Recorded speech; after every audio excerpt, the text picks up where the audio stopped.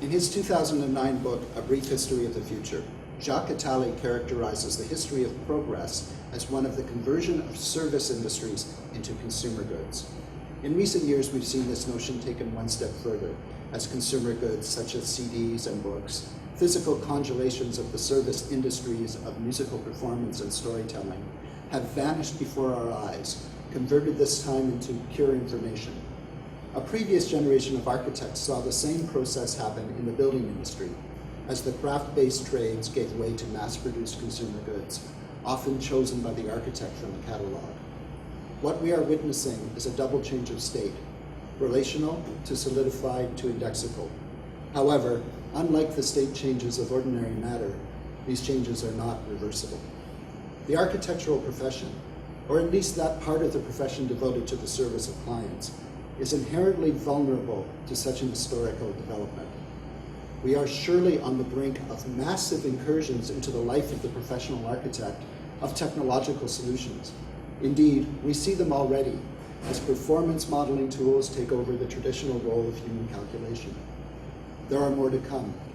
The analysis software that verifies and certifies for official purposes compliance with local building codes. Detailing software that produces technically competent, affordable, and sustainable solutions for any tectonic situation, along with a discount on your liability insurance. Can design itself, or design with a capital B, be far behind? Patrick Schumacher has suggested that parametric design shifts the role of the designer to that of curator, coordinating inputs and subsequently choosing among potentially many automatically generated outcomes. While Cynthia Otchen points to a future in which soft data sets render even these curatorial services of the architect or designer unnecessary. What, if any, will be the role of the architectural profession in such a scenario? Otchen insists that the architect is still critical to the process. As, and I'm quoting now, multidisciplinary strategist, the new architect is still ultimately responsible for design intent, end quote. While compelling, this is not the only conceivable or even likely operational future for the profession. Equally plausible are at least three other scenarios. The architect as expanded public intellectual, engaged in and embedded in the likely increasingly strident debates around the form of our urban and natural environments in the coming decades. The architect as specialist, increasingly in demand to manage and choreograph aspects of very large projects. And the architect as pure innovator, as primary researcher, engaged in pushing the profession beyond the limits set by algorithmic design. In what follows, I would like to examine each of these scenarios from the point of view of architecture's institutional DNA, the profession, the practices, and the discipline, in order to open for discussion the ways in which we today, as educators, might anticipate the future needs of our students. Now, this line of thinking immediately raises red flags around the legal aspects of architectural practice, and especially around the assessment of liability. Firms, insurers, and courts will have to come to grips with thorny questions around the assignation of both liability and risk in an intensely collaborative, networked, and algorithm-driven process. Regulatory bodies may have to reconsider the very meaning of the word architect. Certainly, the image of the individual architect, or for that matter, the firm made up of more or less equivalent architects, in legal and practical control over all aspects of the process and product, is an image that can only be seen as hopelessly nostalgic.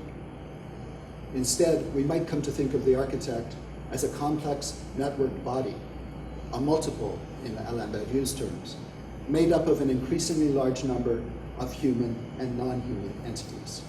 One scenario is that architects will continue to be in control of the process, organizing and choreographing the production of inputs and outputs. We will become experts at negotiating and mobilizing these increasingly complex networks of human and non-human collaborators. We will increasingly develop skills around financial and time management. Our design skills will move into the background as we defer to our clients on the one hand and our software partners on the other. This may not be a bad scenario. In fact, given arguments around environmental degradation, increasing poverty, and the rise of informal settlements, this may be a highly positive scenario for the future, not just of the profession, but of mankind. However, much as we would like to see our profession as steeped in issues of ethical process, we have not in reality been good at process control. In recent decades, the profession has generally lost control of the process to the project management industry, which has managed to portray itself both as more professional and more intelligent in these areas. To the general public, architects are often considered exactly out of control, prone to authoritarian decision-making, cost overruns, and expensive mistakes. The next generation architect, in control of and embedded in complex process, will approach the role from the position of strategic multidisciplinarity. This position is perhaps most in line with the traditional role of architect as prime consultant of all the scenarios I'm going to be talking about today, but will involve extended responsibilities in areas of process management and collaborative action. Regulatory bodies will continue to be able to view the architect or the firm as a single entity for the purpose of licensure and liability. Firms will likely increase in size and complexity as the needs of an increasingly specialized and complex technical process are serviced. But for the most part, will maintain the separation between producers and decision makers, typical of mid-size and large firms today. Schools will continue to feel the pressure for an ever-increasing scope of disciplinary subject matter. While the traditional broad-based architectural education may simply be amplified in areas related to process management and collaboration, a trend we already see in many schools, we may come to see multiple streams of study within the professional programs, aimed at developing specialist architects for divergent roles within the firms.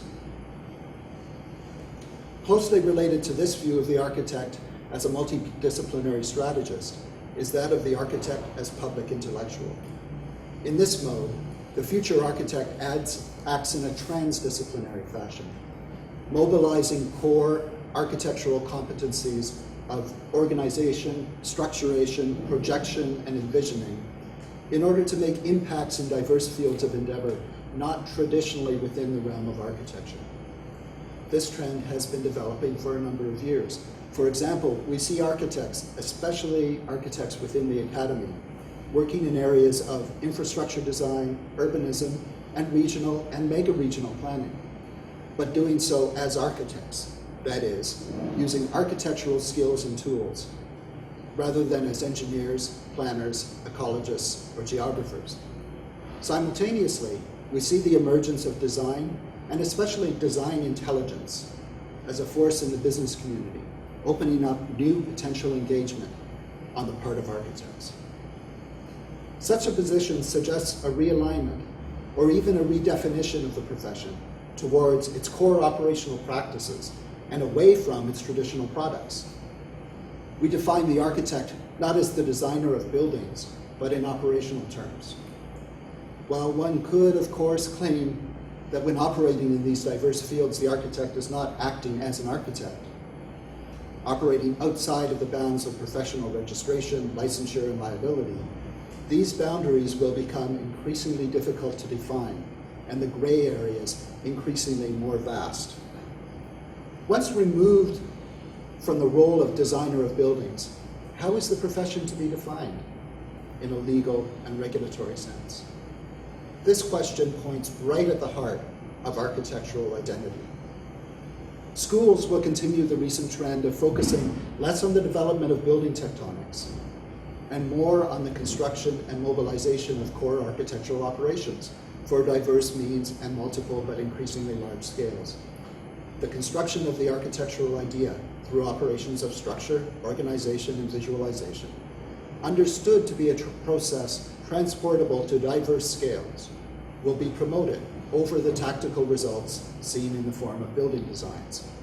Meanwhile, architectural firms will undergo a significant transformation as new revenue streams, clients, and projects are discovered and naturalized within the firm structure. Ironically, at least in the short to medium term, a relatively traditional firm structure may be maintained. as the movement into ever more diverse areas of operation away from the production of the object building may temporarily keep the forces of algorithmicization at bay. But this is likely a losing battle in the long term. A contrary approach to that of transdisciplinary is for the architect to simply ignore the traditional role of the architect as generalist, choosing instead to specialize to a deeper level in particular aspects of the architectural design or construction process. In principle, of course, this is nothing new.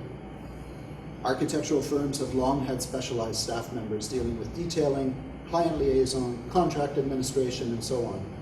And firms themselves have probably always found niche areas of specialization in order to succeed in the market.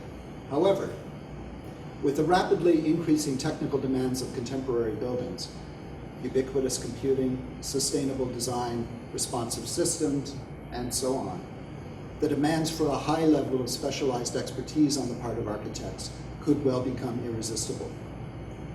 This move towards specialization is likely to affect significant restructuring of architectural education, not least in its relationship with the accreditation and registration boards. The standard model of architectural education, at least in North America, Australia, and some other jurisdictions, is predicated on a one-size-fits-all model. All areas of knowledge important to contemporary building construction must be developed to an acceptable level of competency in all students. As the technical and other demands of construction have increased in the past generation or so, this standard model has increased in length from 5 years to 6, at least in North America.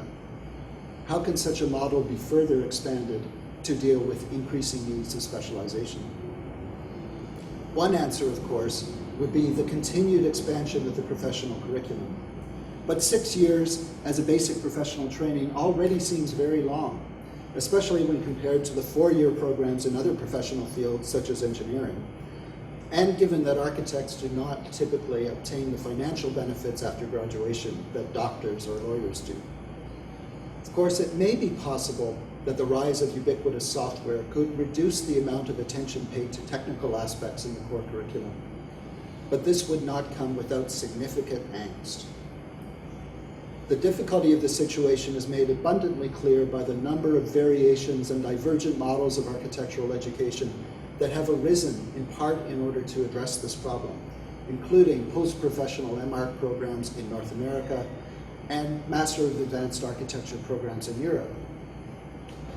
The likely, though politically difficult answer, given the certain pushback from university administrators already reeling over the cost of delivering studio-based education, will almost certainly be one form or another of a reduction in the core of required knowledge included in the professional program.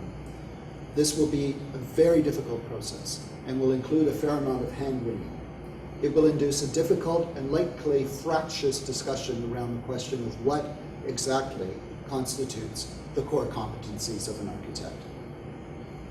Finally, we can imagine practitioners, such a strange word in this new world, who move away from the realm of client-driven design altogether to focus on innovation within architecture.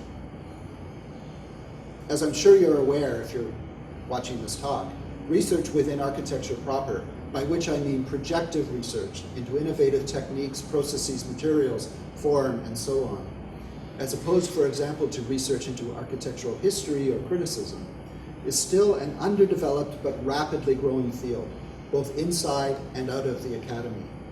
In a world dominated by ubiquitous software and designed by algorithm, there will be an extended need for a separate and parallel process of innovation. The new innovation-focused firms will be confronted by many of the issues we've already discussed. First and foremost, what will be the revenue streams for such firms?